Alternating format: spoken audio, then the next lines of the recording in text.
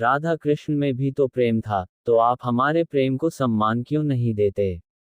आचार्य जी, आप प्रेम और प्रेमियों के बारे में इतने कठोर क्यों हैं? जब कृष्ण जी ने राधा जी से, राम जी ने सीता जी से प्यार किया तो आप हमें क्यों रोक रहे हो? आपके वीडियो देखकर तो ऐसा लगता है जैसे आपके पास दिल ही न हो।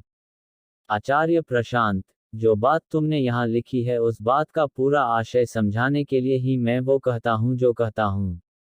तुमने लिखा न कि कृष्ण ने राधा से, राम ने सीता से प्रेम किया था।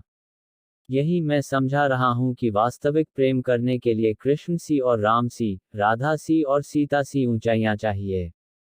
वो इतने ऊंचे थे तभी उनका प्रेम सदा के लिए अमर हो गया। हर किसी के प्रेम में वो ऊंचाई, वो गहराई होती नहीं है कि उसका प्रेम किसी मूल्य का, किसी स्मरण का समझा जाए। समझो इस बात को कि तुम जैसे हो, तुम्हारे प्रेम की गुणवत्ता भी बिल्कुल वैसी ही होती है। जैसे तुम, वैसा तुम्हारा प्रेम। तो कृष्ण का प्रेम बिल्कुल वैसा ही था जैसे कृष्ण थे। कृष्ण के समूचे जीवन में और कृष्ण के प्रेम में एक मेल मिलेगा, एक साम्य मिलेगा।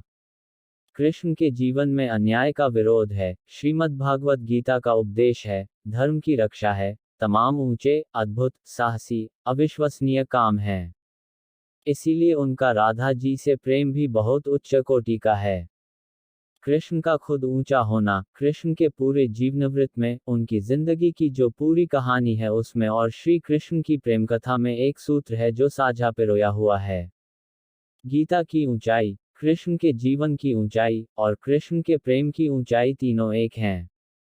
ऐसा नहीं हो सकता कि कृष्ण बहुत ऊंचे हों और उनका प्रेम निचले तल का हो जाए। ये संभव नहीं है। ऊंचा आदमी है तो उसके प्रेम में भी एक श्रेष्ठता होगी। उसका प्रेम भी उच्च कोटि का ही होगा। और आशय समझना इस बात का। इसका आशय ये है कि अगर आदमी ऊंचा नहीं है तो उसका प्रेम भी ऊंचा नहीं हो सकता। लेकिन हमें ये बड़ी गलतफहमी रहती है कि हम भले ऊंचे नहीं हैं पर हमारे प्रेम में तो बड़ी ऊंचाई है, बड़ी शुद्धता है। इसलिए इस गलतफहमी को तोड़ने के लिए मुझे तथाकथित प्रेमियों पर कई बार कठोर होना पड़ता है, उनसे दो चार कड़ी बातें बोलनी पड़ती हैं। मैं उनसे कहता हूँ, जब तुम्हारे जीवन में कृष्ण सी गहराई नहीं, जब तुम्हारे बोध में गीता सी ऊंचाई नहीं तो तुम्हारा प्यार कहाँ से कृष्ण के प्यार जैसा हो गया। लेकिन अहंकार देखो, तुम्हारी जिंदगी में और कृष्ण की जिंदगी में कोई समानता नहीं होगी, लेकिन फिर भी तुम बड़ी ठसक के साथ दावा करने चले आओगे कि मेरा प्रेम भी तो कृष्ण के प्रेम जैसा ही है ना। बिल्कुल भी नहीं है। कहाँ कृष्ण, कहाँ तुम। इसीलिए कहाँ कृष्ण का प्रेम और कहाँ तुम्हारा प्रेम। ये तो शर्म की बात है कि तुम बिना राम और कृष्ण जैसे हुए उनसे अपनी दुस्साहसपूर्ण तुलना कर रहे हो। ये बड़े अहंकार की बात है। और ऐसा नहीं कि तुम राम और कृष्ण हो नहीं सकते। उनके भीतर जो दिव्यता थी उसका बीज हर इंसान में है। संभावना के तौर पर, पोटेंशियल के तौर पर निश्चित रूप से हम सभी राम और कृष्ण होने की पात्रता रखते हैं, लेकिन संभावना एक बात है और सच्चाई दूसरी बात है। अपने जीवन के यथार्थ को देखो। तुम किस तरीके से कृष्ण जैसे हो, तुम किस तरीके से राम जैसे हो। और जब तुम उनके जैसे नहीं हो तो क्यों व्यर्थ ही ये दावा करते रहते हो कि कृष्ण ने भी तो प्यार किया था, क्या कृष्ण बुरे हो गए? कृष्ण कुछ भी करें कृष्ण बुरे नहीं हो जाएंगे क्योंकि कृष्ण कृष्ण हैं। और तुम कुछ भी करो, वो ऊंचा नहीं होगा क्योंकि तुम हो। तुम ऊंचा उड़ने की काबिलियत तो रखते हो, संभावना तो रखते हो, पर अभी तुम ऊंचे हो नहीं गए। तुम हो अभी नीचे ही। ये बात तुम्हें चुभेगी, बुरी लगेगी, कोई बात नहीं। सच जैसा भी हो, उसे स्वीकार करना चाहिए। अभी तुम ऊंचे नहीं हो। चूंकि तुम अभी ऊंचे नहीं हो इसीलिए जिसको तुम अपना प्रेम कहते हो उसमें भी कोई ऊंचाई नहीं है। हो ही नहीं सकती। नियम है। ऊंचा आदमी, ऊंचा प्रेम और बहुत मंझोला, साधारण, औसत आदमी तो उसका औसत किस्म का प्रेम होता है। अब औसत आदमी अपनी जिंदगी को बेहतर करने की कोशिश ना करे, अपनी चेतना को उठाने की कोशिश ना करे और अपनी औसत स्तर की चेतना और अपनी औसत स्तर की जिंदगी को लेकर के एक औसत सी प्रेम कहानी शुरू कर दे और अपनी औसत प्रेम कहानी को लेकर के ये दावा करे कि मेरी प्रेम कहानी तो रोमियो जूलियट जैसी है, हीर रांझे जैसी है, राधा कृष्ण जैसी है। शिव पार्वती जैसी है तो ये उस औसत आदमी का औसत अहंकार मात्र है। मत किया करो। इतनी आसानी से कृष्ण से अपनी तुलना करके तुम ऊंचे उठने के, आगे बढ़ने के अपने सारे दरवाजे बंद किए ले रहे हो।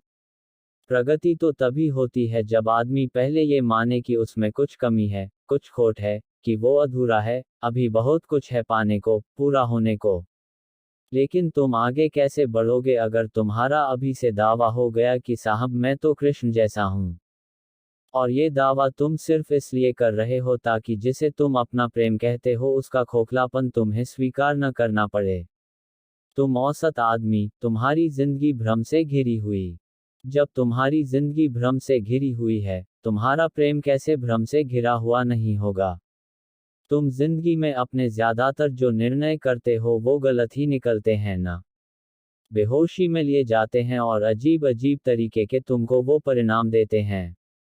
इसी तरीके से तुमने प्रेम का भी निर्णय लिया है। जब तुम्हारी जिंदगी के अधिकांश निर्णय बेहोशी में लिए गए और उन्होंने बड़े अद्भुत परिणाम दिए तो वैसे ही ये जो तुम्हारे प्रेम का निर्णय है ये भी एक बेहोश निर्णय क्यों नहीं है और ये तुमको अजब गजब परिणाम क्यों नहीं देगा। लेकिन तुम अपने तर्कों की तरह ही अद्भुत हो। तुम कहोगे, प्रेम का हमने कोई निर्णय थोड़ी ही लिया है। प्यार तो हो जाता है। फैसला करके थोड़ी ही किया जाता है, हमसे तो हो गया। तुमसे जो ये हो गया न प्रेम, ये और बताता है कि तुम्हारा प्रेम बड़ा अंधा है, एकदम ही अचेतन, बेहोशी में, नशे में घटने वाली घटना है, बस हो गया। तुम्हें कुछ पता भी है तुम कौन हो। तुम्हें कुछ पता भी है कि तुम्हें चाहिए क्या। तुम्हें पता भी है कि तुम्हें गहरा आकर्षण वास्तव में है किस चीज का। जब तुम अपने गहरे से गहरे आकर्षण को नहीं समझते तो तुम प्रेम को क्या समझोगे। क्योंकि प्रेम भी है तो एक आकर्षण ही ना। जब तुम जानते ही नहीं कि आकर्षण का अर्थ क्या है, कौन आकर्षित होता है और ये जो आकर्षित हो रहा है उसे चाहिए क्या, तो तुम क्या प्रेम की बात कर रहे हो। लेकिन मेरी बात सुनने समझने की जगह तुम मुझ पर ही इल्जाम लगा रहे हो। क्या आपके पास दिल नहीं है, आप पत्थर दिल हैं, आप क्रूर हैं, कठोर हैं। दो चार बातें और भी लिखी हैं मैंने पढ़ी नहीं। क्या आपको कभी प्यार नहीं हुआ। क्या अपनों के जाने पर आपको कभी डैक नहीं होता। क्या आप कभी रोते नहीं। और दादा पूरी पिक्चर सुना देते। एकदम बात बात पर तो दिल टूटते हैं और दिल जुड़ते हैं। अपने जैसी ही एक गीली लिजलिजी पिक्चर की कहानी तुम मेरे ऊपर भी आरोपित कर देना चाहते हो। वही औसत जिंदगी की औसत कहानी की औसत मूवी। क्यों कर रहे हो ये। एक तरफ तो कह रहे हो, कल रात से आपको सुन रहा हूं। क्या सुन रहे हो। अगर बात मेरी सुननी ही नहीं है, समझनी ही नहीं है तो मुझे सुनकर अपना समय क्यों खराब कर रहे हो। या तो यही कह दो कि मैं दुश्मन हूं तुम्हारा और तुम्हें ठेस पहुंचाने के लिए ही कुछ कठोर बातें बोलता हूं। यही कह दो, ये कहकर किस्सा खत्म करो।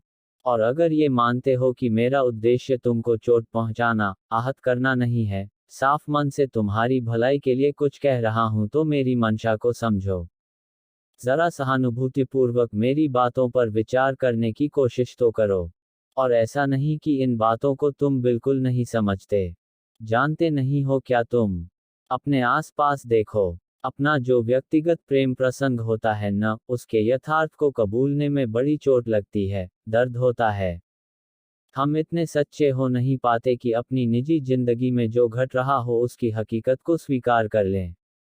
तो चलो, अपनी निजी जिंदगी को छोड़ो, आसपास के लोगों को देखो। तुम्हारे आसपास बहुत जोड़े घूम रहे होंगे, या घूम चुके होंगे। उनको देखते हो तो क्या बोलते हो। कि आहा हा, कितना पावन और सच्चा प्रेम प्रसंग है इनका। ऐसा कहते हो क्या। जानते हो न तुम कि वहां वास्तव में क्या खुराफात चल रही है। तो जैसे तुम दूसरों की जिंदगी में जानते हो कि प्रेम के नाम पर कुछ भी फिजूल चलता रहता है, वैसे ही मान लो कि तुम्हारी भी जिंदगी में ऐसा ही चलता है। हम सब एक जैसे ही हैं। तुमने बड़ी अच्छी बात करी कि अपने सवाल में राम और कृष्ण का उल्लेख कर दिया। लक्षण शुभ है। अब राम और कृष्ण की ऊंचाइयां हासिल भी करो। उन ऊंचाइयों को हासिल करने के बाद जिस किसी की ओर भी तुम आकर्षित होगे वो आकर्षण शुभ ही होगा। और अगर तुमने वो ऊंचाइयां अभी पाई नहीं है और तुम इधर उधर बहकते फिसलते रहते हो, कभी इधर को खींचे कभी उधर को लुढ़के, तो ये जो तुम्हारे सारे आशिकी के अफसाने हैं ये तुम्हारे लिए भी घातक हैं, औरों के लिए भी घातक हैं।